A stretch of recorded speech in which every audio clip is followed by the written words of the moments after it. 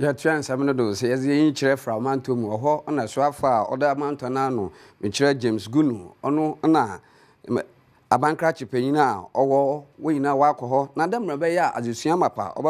obakɔdo owo Sauda nti oyaza wokɔbu school da na we si wo ho ano demra be ya moframa no betumi atenem na azesua mapa etum akɔdo Pramante Musuafo James Gunu ene Sauda abankra chipanyin Courage Kwame Kokroko ayenyame so ade a 4 unit teachers quarters ewo Pekijake wonomo akokubia no eno ewo Saudai abatompeso no eso sajumedi we eni edesire na babehye esukufo kromafo enafo etobi jaha otoso miensa ono eyehine owo Pekijake eno mu nyina ne se na wonomo apade yi ache nti wonomo nyaso bepie mu ewo dwumedi no ase a wonomo de edan yi ema empenimfo we enatobi jaha otoso miensa ede akwaba nsem eko edema mpanyimfo a wɔkyerɛ mu de ani onomoni agyepan sanse na bia ya kyerɛkyerɛfo bɛda ho ayɛ dinti na pii na akra wode wɔnom eba wɔn sukumu a wɔmpɛsɛ wɔnom bɛba nanso wonim sɛ nia ne wɔn sakai atagye wɔnom atede ene ɛhɔ en education director Paul Yevu a wɔno ebegyina Reverend Esiam anamu enso ɛkyerɛ sɛ wɔnomoni agyepan sɛ eni akyerɛkyerɛfo nso wɔnom benya ade a ɛbɛhyɛ wɔnom nkran ama wɔn so dada wasɔre akɔ wɔn nwumedi so Courage Kwame Kokroko a wɔno yɛ abankra chepani